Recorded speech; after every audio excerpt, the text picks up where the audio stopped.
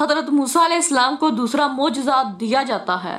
حکم ہوتا ہے کہ اپنا ہاتھ بغل میں ڈال کر پھر اسے نکال لو تو وہ چاند کی طرح چمکتا ہوا روشن بن کر نکلے گا۔ یہ نہیں کہ برس کی سفیدی ہو یا کوئی بیماری اور عیب ہو۔ چنانچہ حضرت موسیٰ علیہ السلام نے جب ہاتھ ڈال کر نکالا تو وہ چراغ کی طرح روشن نکلا، جس سے آپ علیہ السلام کا یہ یقین کہ خدا تعالیٰ سے کلام کر رہے ہیں اور بڑھ گیا۔ یہ دونوں معجزے یہیں اس لیے ملے تھے کہ آپ علیہ السلام خدا تعالیٰ کی ان زبردست نشانیوں کو دیکھ کر یقین کر لیں۔ پھر حکم ہوا کہ فرعون نے ہماری بغاوت پر کمر کس لی ہے، اس کے پاس جا کر اسے سمجھاؤ۔ وہب رحمت اللہ علیہ کہتے ہیں کہ خدا تعالیٰ نے موسیٰ علیہ السلام کو قریب ہونے کا حکم دیا، یہاں تک کہ آپ علیہ السلام اس درخت کے تنے کے ساتھ لگ کر کھڑے ہو گئے۔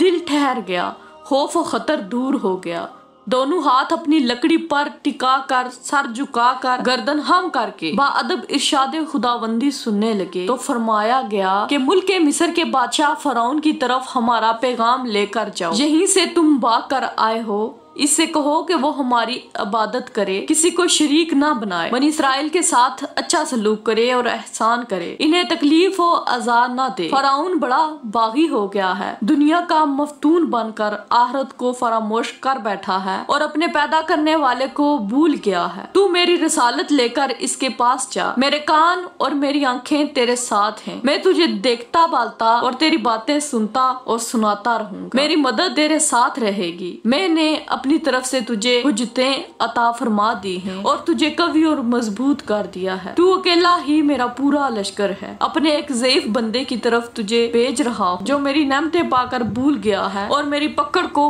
بھول گیا ہے، دنیا میں پھنس گیا ہے اور غرور و تکبر میں دھنس گیا ہے، میری ربوبیت سے بیزار، میری الوہیت سے برسرے بیکار ہو گیا ہے، مجھ سے آنکھیں پھیر لی ہیں، دیدے بدل لیے ہیں، میری پکڑ سے غافل ہو گیا ہے، میرے عذابوں سے بے خوف ہو گیا ہے، مجھے اپنی عزت کی قسم اگر میں اسے ڈھیل دینا نہ چاہتا تو آسمان اس پر ٹوٹ پڑتے، زمین اسے نگل جاتی، دریا اسے ڈبو دیتے، لیکن کیونکہ وہ میرے مقابلے کا نہیں، ہر وقت میرے بس میں ہے، میں اسے ڈھیل دیے ہوئے ہوں اور اس سے بے پرواہی برت رہا ہوں، میں ہوں بھی ساری کائنات کا مالک بے پرواہ، حق تو یہ ہے کہ بے پرواہی صرف میری ہی صفت ہے، تو میری رسالت ادا کر، اسے میری عبادت کی ہدایت کر، اسے توحید و اخلاص کی دعوت دے، میری نعمتیں یاد دلا، میرے عذابوں سے دمکا، میرے غضب سے ہوشیار کر دے، جب میں غصہ کر کے بیٹھتا ہوں تو امن نہیں ملتا، اسے نرمی سے سمجھا تاکہ نہ ماننے کا عذر ٹوٹ جائے، میری بخشش کی، میرے رحم و کرم کی اسے خبر دے، کہہ دے کہ اب بھی میری طرف جھکے گا تو میں تمام تر بدعمالیوں سے قطع نظر انداز کر دوں گا، میری رحمت میرے عذاب سے بہت زیادہ وسیع ہے، خبردار اس کا دنیاوی ٹھاٹھ دیکھ کر روب میں نہ آ جانا، اس کی چوٹی میرے ہاتھ میں ہے، اس کی زبان چل نہیں سکتی، اس کے ہاتھ اٹھ نہیں سکتی، اس کی آنکھ پھڑک نہیں سکتی، اس کی سانس چل نہیں سکتی جب تک میری اجازت نہ ہو، اسے سمجھا کہ وہ تیری بات مان لے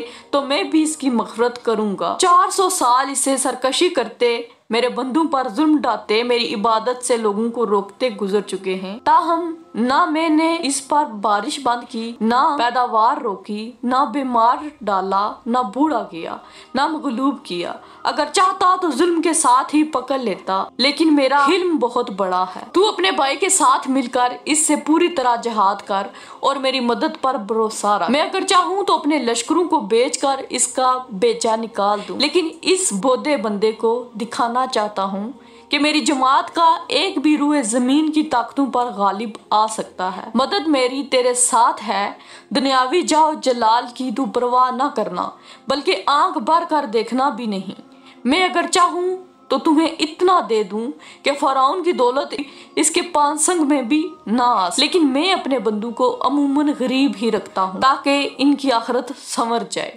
اسی لیے آپ لوگوں میں سے جو بھی غریب ہیں وہ اب اس بات پر غور کریں کہ اللہ تعالیٰ نے کسی پیغمبر کو